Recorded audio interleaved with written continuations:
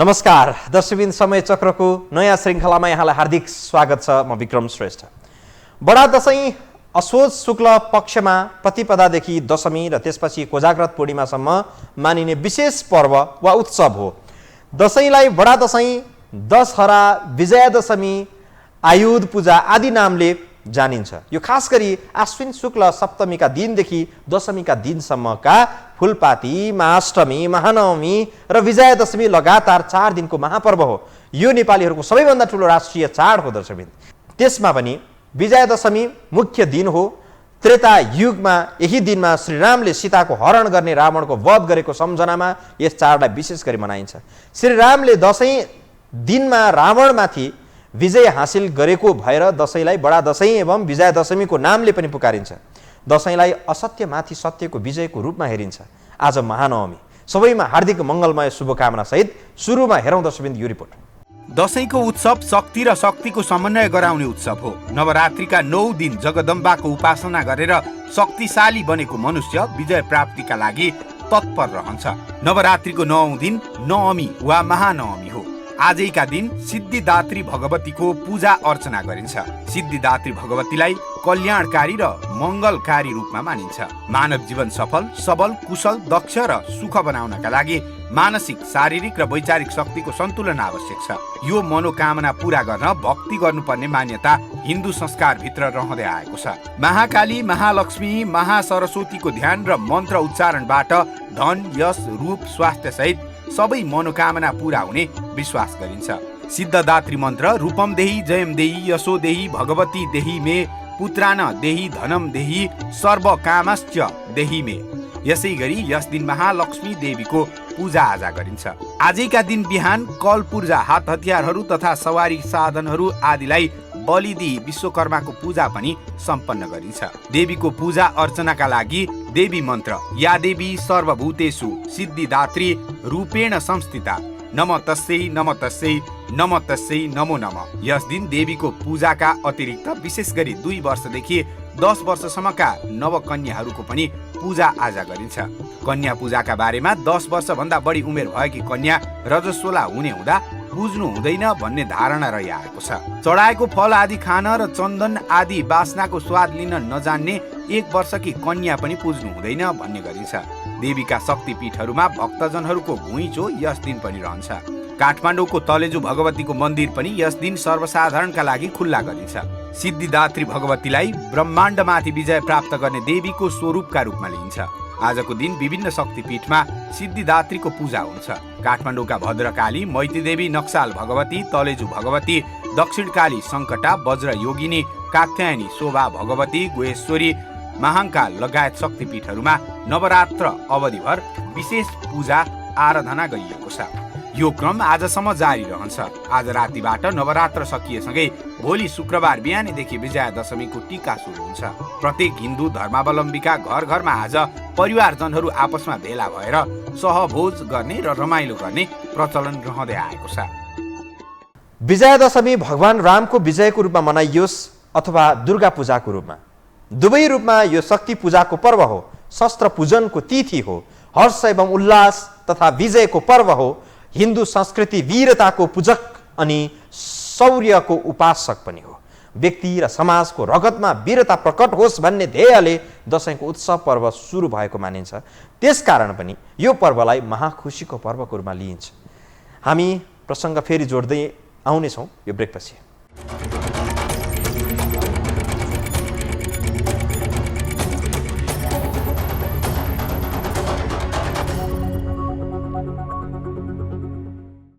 चाडपर्वहरूले एउटा छुट्टै आनन्दको अनुभूति दिलाउँछ दर्शक।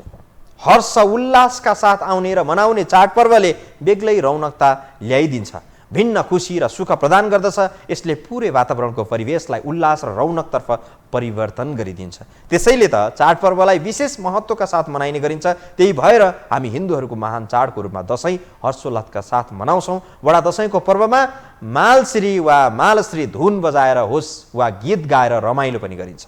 देश विदेश टाढा टाढा भएका आफ्ना साथीभाइ आफन्तजनसँगको भेट यो बडो उल्लासपूर्ण हुन्छ। बाँकी हेरौँ यो रिपोर्टमा। बडा दशैं अर्थात् विजयादशमी अधिकांश हिन्दूहरूले मनाउने चाड हो। चलन चल्तीको भाषामा भारतमा दशहरा र नेपालमा दशैंको नामले चिनिन्छ। हिन्दूहरूले मनाउने अधिकांश पर्वहरू ऐतिहासिक घटनाहरूसँग जोडिएका छन्। त्रेता युगमा भगवान राम र शिव भक्त रावणबीच भएको युद्ध र त्यसको सम्झनामा यो पर्व मनाउन थालिएको हो भनेर भनिन्छ। रावणले गरेको घोर तपको फलस्वरूप मृत्युञ्जयको वरदान पाए पश्चात आफू अजर अमर र अजेय भएको घमण्डले अहङ्कारी हुन पुग्यो। एक पटकमा 10 वटासम्म टाउको सिर्जना गर्न सक्ने सिद्धि प्राप्त गरेको रावणलाई मार्न असम्भव प्राय नै थियो। अनन्त कालसम्म राज्य भोग गर्ने इच्छाले प्रशस्त धनार्जन गरेको रावणले आफ्नो दरबार सुनको इँटाले बनाएको थियो भनेर भनिन्छ।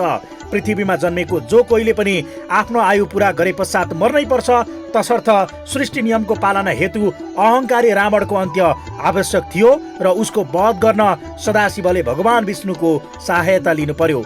नाटक मञ्चन भयो, युद्ध भयो। 7 दिनको युद्धमा 10 शिरवाला रावणको हार भयो। यसको संक्षिप्त रूप दशहरा बन्न पुग्यो। यही ऐतिहासिक घटनालाई सम्झिनका निम्ति हरेक वर्ष दशहरा वा दशैं मनाइँदै आएको छ। पञ्चमहाभूत अर्थात् पृथ्वी, जल, तेज, वायु, आकाशको संयोजनबाट बनेको शरीरमा 5 वटा कर्मेन्द्रिय, 5 वटा ज्ञानेन्द्रिय र 1 सूक्ष्म इन्द्रिय गरी जम्मा 11 इन्द्रिय रहेका हुन्छन्।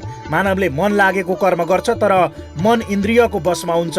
मिठो खाने, राम्रो लाउने, ऐस आराम गर्न खोज्नु यसको स्वभाव हो। मानवको जीवनचक्र कर्म र फलमा नियमित हुन्छ। कर्म र फल केही हदसम्म उसले लिने आहारसँग जोडिएको हुन्छ। भनिन्छ जस्तो आहार त्यस्तै विचार, जस्तो विचार त्यस्तै व्यवहार, जस्तो व्यवहार त्यस्तै कर्म, जस्तो कर्म त्यस्तै फल।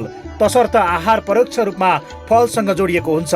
आत्मानुभूति गराउने प्रथम 10 दिनको समय निकै महत्त्वपूर्ण रहने गर्दछ।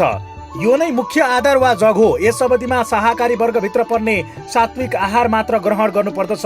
वर्ज्य 10 इन्द्रियबाट अपभ्रंश, संक्षिप्त रूप बडा दशैं हुँदै बडा दशैं भएको हुन सक्दछ। 10 दिनको प्रयासमा 10 इन्द्रियहरूलाई शान्त बनाउँदै 11औं इन्द्रियलाई प्रबल बनाएर एकादशीको दिनमा अल्पाहार गरी ध्यान बस्ने र चन्द्रमाको वृद्धिसँगै आत्मा साक्षात्कारको बाटोमा अघि बढ्नु नै बडा दशैंको आध्यात्मिक महत्त्व हो। आजको समयमा दशैं मनाउने चलनमा निकै परिवर्तन आइसकेको छ। वास्तविकता र मौलिकताबाट टाढा हुँदै गएको संस्कृति विकृतिको रूपमा देखा परेको भान हुन्छ। होस् वा नहोस्, ऋण गरेर पनि मिठो खानुपर्ने, राम्रो लगाउनु पर्ने, पञ्चबली, काम, क्रोध, लोभ, मोह र अहङ्कारको नाममा निर्दोष प्राणीको हत्या गर्नु जस्ता विकृति बढ्दै गएको छ। वास्तवमा 10 दिन मनाइने हुनाले पनि यो हिन्दूहरूको महान पर्वलाई दशैं भनेको हुनुपर्छ। दशैंमा नवदुर्गाको 9 वटा रूप शैलपुत्री, ब्रह्मचारिणी, चन्द्रघण्टा, कुष्मण्डा, स्कन्दमाता, कात्यायनी, कालरात्रि, महागौरी र सिद्धिदात्री विशेष पूजा तथा आराधना गरिन्छ। नवदुर्गा भवानीका यी 9 रूपको आश्विन शुक्ल पक्ष प्रतिपदाका दिनदेखि महानवमीका दिनसम्म क्रमशः एक दिन गरी 9 दिनसम्म पूजा गर्ने गरिन्छ। 10औं दिन विजयादशमीमा भगवतीले दानवी शक्तिमाथि, रामले रावणमाथि विजय हासिल गरेको उपलक्ष्य र खुसियालीमा नवदुर्गा भवानीको प्रसाद स्वरूप मान्यजनबाट रातो टीका र जमरा लगाएर आशीर्वाद थापेर मनाइन्छ। टाढा टाढादेखि आउने पाहुनाहरू पूर्णिमा समय पनि टीका लगाएर आशीर्वाद दिने गरिन्छ। यहाँ दशैंको प्रमुख 4 दिनको हामी चर्चा गर्नेछौँ ब्रेकपछि।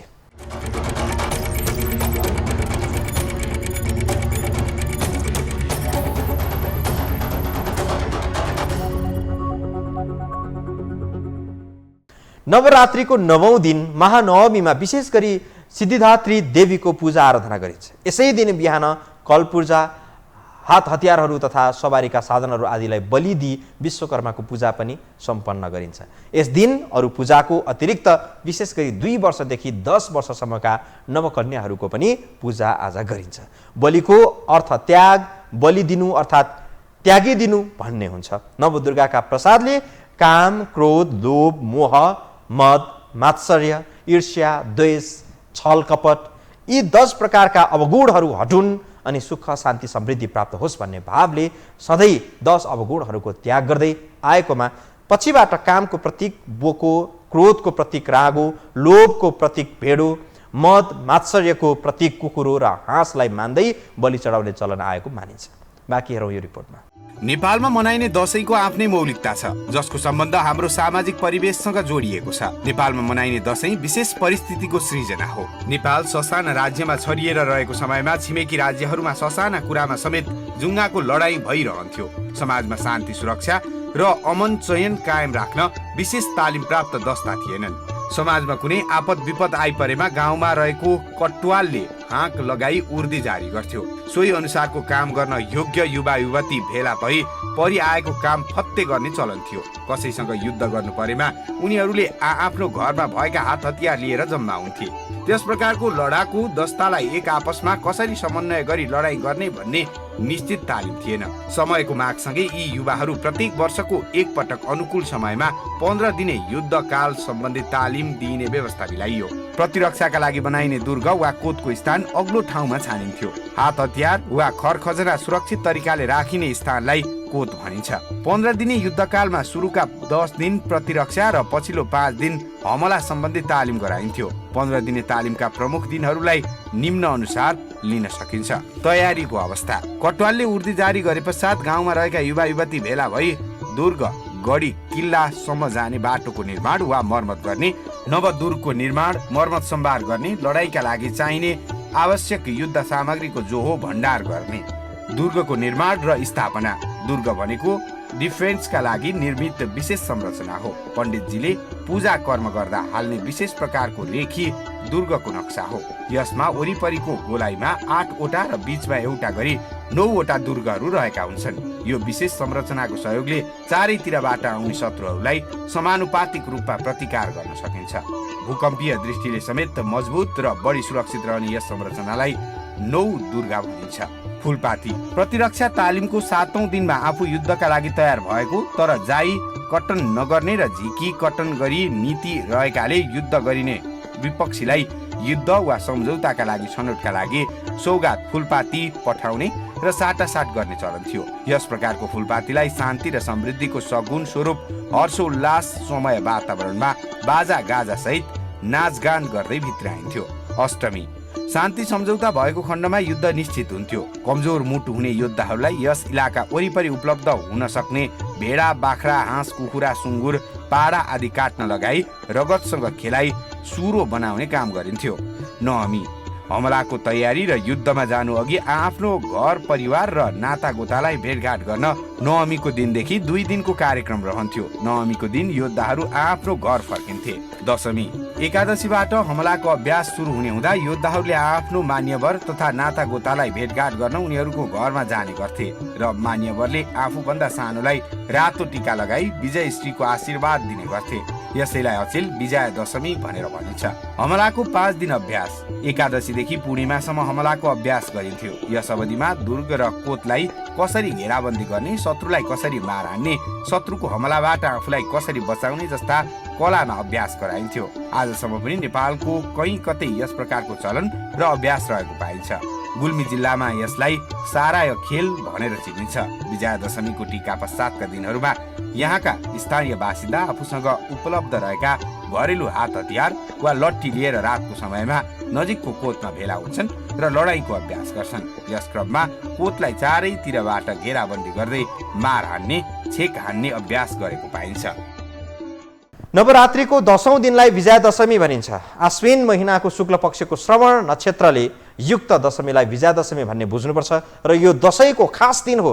यस दिनमा भगवान रामचन्द्रले रावणमाथि विजय प्राप्त गरेकाले यसलाई विजया दशमी भनिएको कथन छ। यस दिन पिङ खेल्यो या भुइँबाट खुट्टा छोड्यो भने मरेपछि स्वर्ग गइन्छ भन्ने मान्यता पनि रहेको छ। जाँदा जाँदै दर्शकवृन्द, एउटा कुरा, दशैं भनेको मिष्ठान्न भोजनको पर्व पनि हो। जे खाने हो मात्रा मिलाएर खाउँ, धेरै खाएर स्वास्थ्य नबिगारौँ, किनभने दशैं अर्को पटक पनि मनाउनु पर्छ। दशैं अर्को वर्ष पनि आउँछ। हवस् त दर्शकवृन्द, आजलाई समय चक्र यति नै, बिदा दिनुहोस्। नमस्कार।